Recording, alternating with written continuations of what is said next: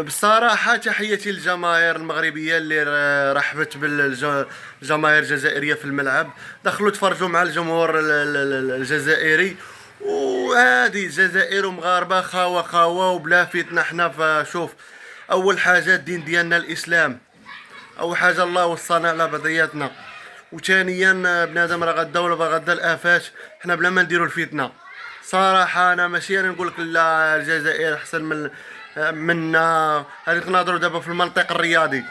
بالنسبة للمنتخب الجزائري، تقريبا تا هو راه عنده شي لعابة تا هما في المستوى، ولكن تا المنتخب المغربي تيبقى أقوى.